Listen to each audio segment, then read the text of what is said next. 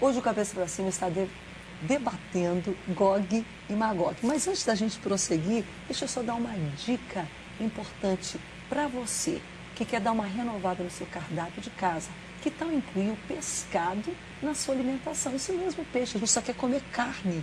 Ora, além de fazer bem para a saúde, é muito gostoso. Fresco, congelado, seco, enlatado. O pescado é sempre uma ótima opção para nós brasileiros, que temos uma sorte muito grande. Costa de mar gigante, muitos rios. Temos uma variedade enorme de peixes muito gostosos e também para todos os bolsos. Já que estamos na Semana do Peixe, Pesca, que é promovida pelo Ministério da Pesca e Agricultura e também pelo Ministério da Saúde, é uma ótima oportunidade, uma dica para todos nós, inclusive, e para você que está em casa também, para você e sua família comerem peixe. Então não esqueça, o pescado é um prato cheio de saúde e de sabor. Por isso, coma regularmente para viver bem e viver com saúde. Combinado? Tá aí, comer mais peixe.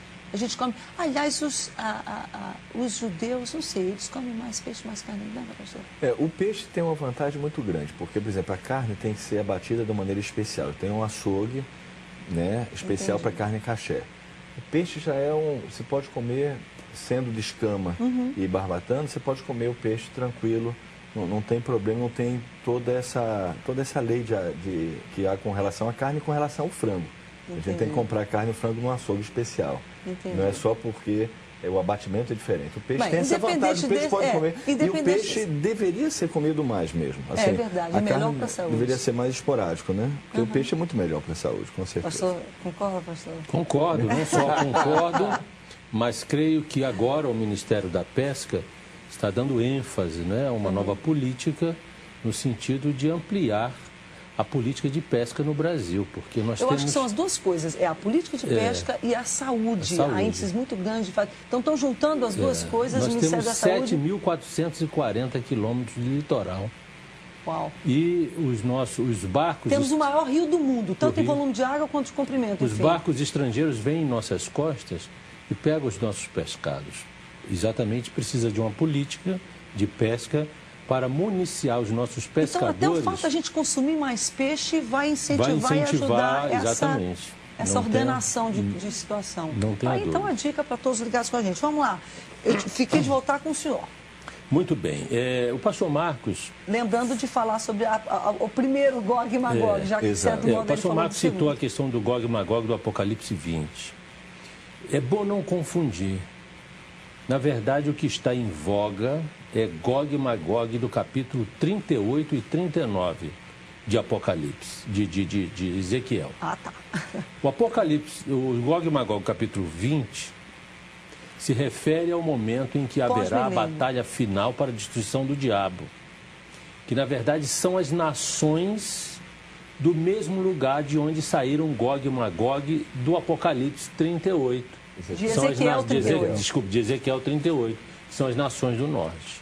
Não tem a ver com o que está acontecendo no mundo agora. Certo. Agora, segundo o texto, Gog está fazendo alianças com Togarma, com Gomer, com Cush, com Put, com os persas. Quem são estes povos? Isso é humano, é geográfico ou é espiritual? É geográfico e literal. O problema nosso, pela influência romana na interpretação dos textos, são que textos que ainda naquela época não se processaram na história, eram tidos como alegóricos, como apenas espirituais. Não fazia nenhum sentido então, e hoje fazem todo sentido. Eu vou ler só um texto aqui, olha, em Ezequiel 38, versículo 12. Diz assim, primeiro diz assim, no versículo 11, e dirás, subirei contra a terra das aldeias sem muros, virei contra os que estão em repouso, os que vivem seguros, que habitam todos sem muros e não têm ferrolhos nas portas. Isso a fim de tomares o despojo, arrebatares a presa e levantares a mão contra as terras desertas que se acham habitadas e contra o povo que se congregou dentre as nações. o qual tem gado e bens e habita no meio da terra. Quem habita no meio da terra? Israel. Israel se recongregou entre os povos. Acho que essa é a maior característica aí. Voltou para Israel.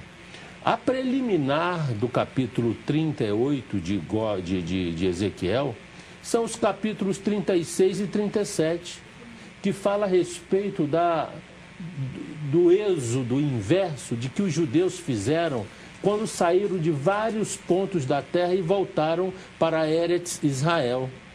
A partir daí, se criou as condições necessárias para o cumprimento da profecia de Ezequiel 38 e 39.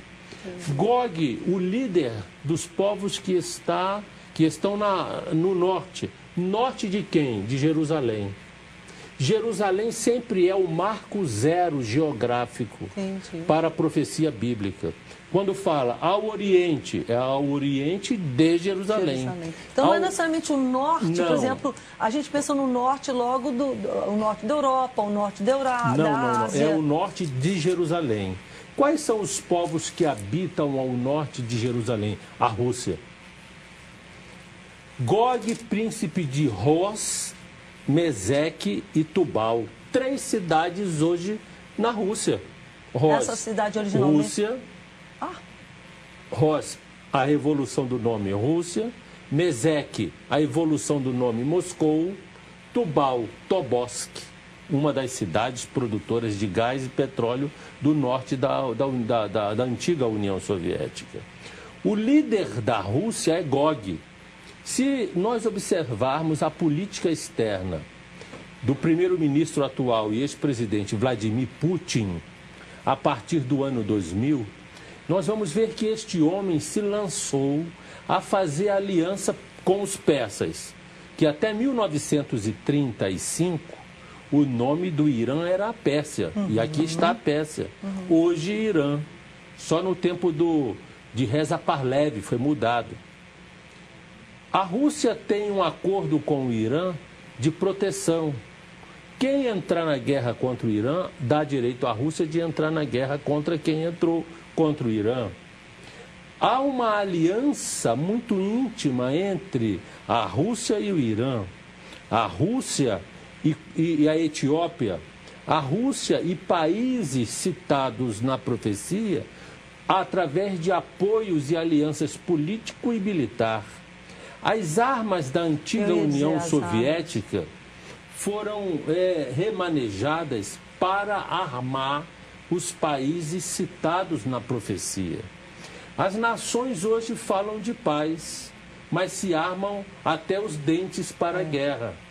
A geografia política em torno de Jerusalém, com as nações hostis, estão já armadas para a possível invasão a Israel.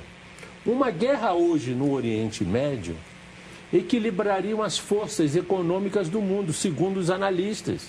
Seria a melhor coisa para os Estados Unidos, que estão falidos, para vender as suas armas, e seria muito bom para a União Europeia, que é o protótipo da besta que vem do mar, do grande império romano ressurgido, mas que hoje está em situação difícil, do ponto de vista da manutenção do equilíbrio econômico-financeiro nas suas 27 nações, no bloco da União Europeia. Os Estados Unidos estão sofrendo e vão sofrer ainda mais com desastres ecológicos, climáticos, de maneira que nem os Estados Unidos vão poder socorrer Israel. O socorro a Israel virá das ações sobrenaturais de Deus, conforme diz Ezequiel 39, através de chuva de saraiva, de fogos, de meteoritos que cairão do céu. E hoje já existe o cometa Elenin, que está se alinhando entre a Terra, o Sol e o próprio cometa, que, segundo os estudiosos da astronomia e os geodésicos, esse alinhamento está provocando terremotos, problemas, sempre quando há o alinhamento.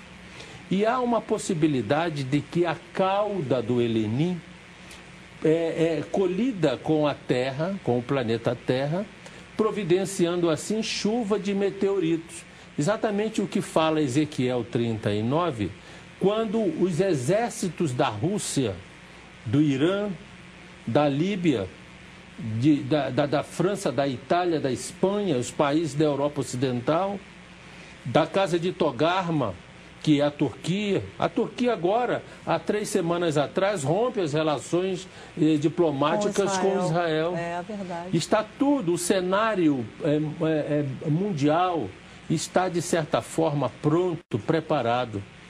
Eu fiz um estudo profundo a respeito disso, tenho visto tudo nos mapas, mostrando o cerco que está se processando do ponto de vista das relações diplomáticas do mundo de hoje. Isso aí é Agora, parte... Rebeca, deixa eu só fazer um adendo, o pastor está falando.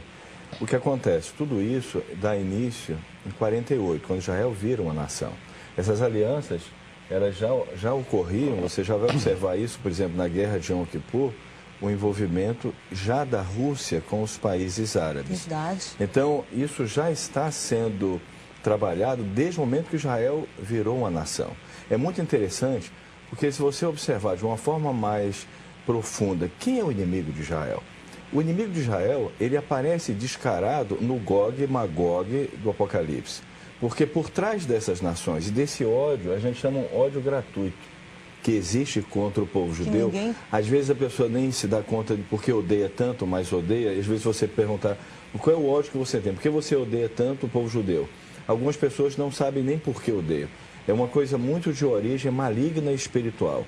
O verdadeiro inimigo de Israel, que está por trás da guerra da independência, da guerra dos 6 dias, além de outros fatores, porque alguns ditadores árabes encontraram uma forma de se elevarem, de se exaltarem através da oposição com relação a Israel e de outros fatores, como o pastor Edinaldo falou, fatores também financeiros, ou seja, algumas nações se beneficiam das guerras. Mas existe um fator espiritual. O grande inimigo de Israel é Hassatã, é o diabo, é as forças malignas. Por quê? Porque Israel é através de Israel que o Eterno vai causar toda a restauração da terra e cumprir o plano dele divino.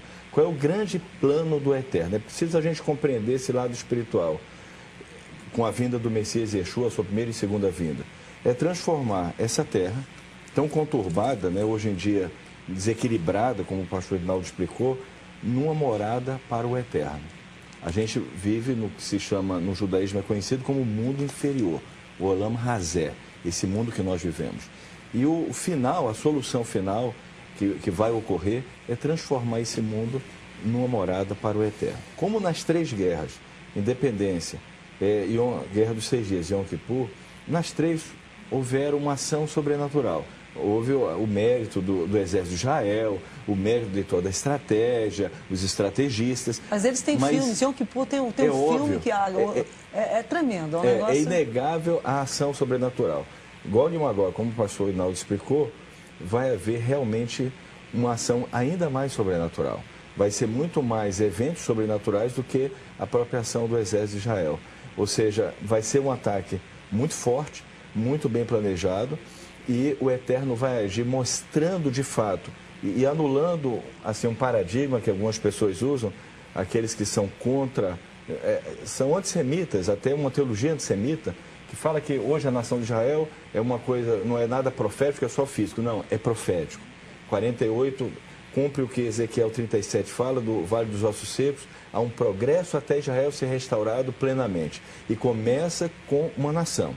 Então, 48, o estabelecimento do Estado de Israel é um evento profético e espiritual. Isso aí eu concordo. Nós temos que intervalo, pastor. Eu voto com o senhor. Não, eu prometo. Agora, quando vai acontecer esse evento? Já que, de alguma forma, começamos a entender que há os 2, mas o que realmente está em pauta hoje é o primeiro. E quando? Voltamos já, claro. Cabeça pra cima.